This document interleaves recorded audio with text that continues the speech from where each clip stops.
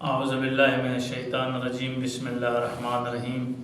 السلام علیکم ناظرین، آج ہم جو ویڈیو لے کر آئے ہیں یہ رشتے کے حوالے سے ویڈیو ہے۔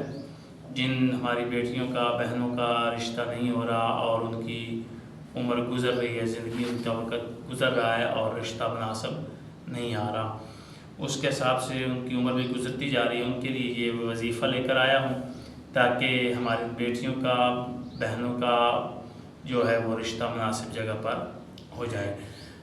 اور یہ بہت ہی آسان وظیفہ ہے، اتنا مشکل بھی وظیفہ نہیں ہے، آپ نے کرنا ہے۔ لیکن ہماری یہی ہوتی ہے کہ جب بھی آپ وظیفہ کریں نماز پنجگانہ کو اپنا ورد بنا لیں۔ نماز پنجگانہ سے بڑھ کر کوئی وظیفہ بھی نہیں ہوتا، یعنی کہ دعاؤں کے لیے ضروری ہوتا ہے کہ آپ نماز پڑھیں، نماز میں دعا کریں اور ساتھ میں یہ وظائف بھی کریں۔ انشاءاللہ تعالی اللہ تعالیٰ آپ کو کامیابی عطا فرمائے گا۔ اچھا، آج جو وظیفہ میں بتانے جا رہا ہوں، سب سے پہلے ہمارے چینل کو سبسکرائب کریں، ویڈیو کو لائک کریں، شیئر کریں، فالو کریں۔ تینوں چینلز پر فیس بک، ٹک ٹاک اور یوٹیوب پر ہمارا چینل ہے موجود، اس کو آپ فالو کریں، لائک کریں، شیئر کریں تاکہ ہر آنے والے نئے ناظرین تک، نئے نوجوانوں تک یہ وظائف جو ہیں یہ پہنچ سکیں۔ اچھا، آج 2 رکعت نماز آپ نے پڑھنی ہے، صبح کی طرح کی نماز جو ہم پڑھتے ہیں۔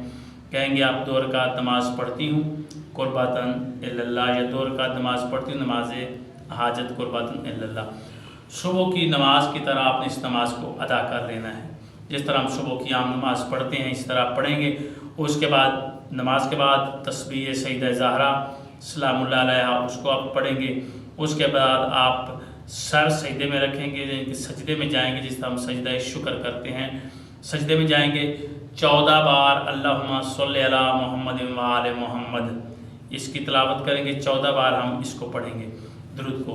اور اس کے بعد پھر ہم پڑھیں گے اللہم خیر لی واختر لی، اللہم خیر لی واختر لی، یہ ہم 100 دفعہ پڑھیں گے۔ اس کو پڑھ کر پھر ہم 14 مرتبہ درود پاک پڑھیں گے اللہم صلی علی محمد و آل محمد۔